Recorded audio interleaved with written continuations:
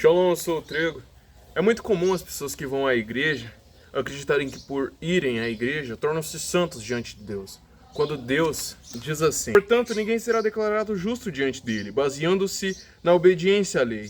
Pois é mediante a lei que nos tornamos plenamente conscientes do pecado. Ou seja, sendo conhecedor do pecado, você não se torna livre do pecado, você só se torna consciente do que se deve e do que você não deve fazer. Mas é muito comum, a partir do momento que você torna-se cristão, tentar falar que aquela parte que Cristo confronta aqueles que não têm autodomínio, ou aquele que bate na tua face, dê a outra. Muitos vão dizer, e uma vez já ouvi um homem me dizer que isso é questão de espiritualizar demais a palavra. Mas perceba que aqueles que vão dizer isso são aqueles que já não têm muito autodomínio, são aqueles que geralmente não conseguem dar a outra face. São aqueles que por muitas vezes são vingativos e ficam debaixo da lei. Aqueles que falam que conhecem a palavra, mas não conseguem segui-la.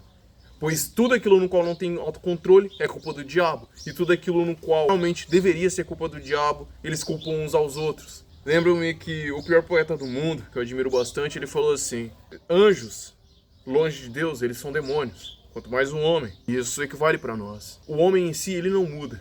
Quando ele conhece a Cristo, ele não muda. Ele permanece mal, ele permanece cruel. Porque ser cristão não significa ser um homem bom, um homem santo. Pois santificação é um processo de separação. Ser santo significa separado. Você precisa se separar do mundo. Você precisa se separar das suas antigas práticas. Pois se você ficar longe de Deus, logo você volta a elas. Se você parar de perguntar a Deus aquilo que você tem errado, você se torna egoísta de novo.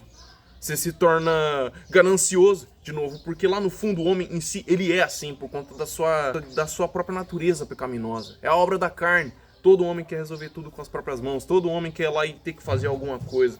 Todo homem, por natureza humana, quer poder dizer que quando Deus fala para dar outra face, é espiritualizar. Mas a própria Bíblia diz o contrário. O próprio Pedro, que não tinha domínio nenhum, aquele Pedro que não tinha domínio, passou a ter domínio depois, que recebeu o Espírito Santo. E ele mesmo responde: se o próprio Deus vivo que se fez homem falou para que a gente devesse fazer aquilo que ele nos confronta a fazer, por que isso seria espiritualizar? Então Deus a todo momento se espiritualizava demais. Pedro capítulo 2, versículo 22 ao 23, ele não cometeu pecado algum, e nenhum engano foi encontrado em sua boca. Quando insultado, não revidava. Quando sofria, não fazia ameaças, mas entregava-se àquele que julga com justiça. Quantos são capazes de dar outra face? Quantos são capazes de entregar aquele que julga com justiça? Mas quando vem outra pessoa errando, vão apontar o dedo a elas. Mas o N.T. Wright, um escritor que eu admiro bastante, você não tem desculpa, pois até mesmo enquanto você assume uma posição de julgamento sobre essas obscurecidas das almas que você tanto despreza, você está fazendo em seu íntimo a mesma coisa.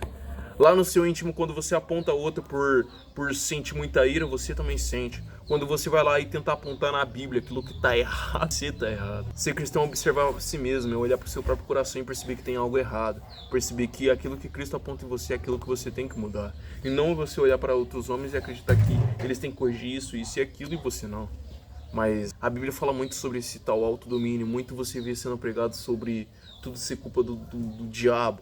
Quando a gente está num tempo no qual temos que arrepender-nos de nossos pecados, não dos pecados do diabo. O diabo já está condenado ao seu fim. Mas e você, homem? Qual é o seu fim? Mediante a Cristo, qual será o seu fim? Qual será o seu destino? Qual será o seu caminho? Bom, Shalom, eu sou o Trigo e eu acredito no verbo. Sejam trigos também.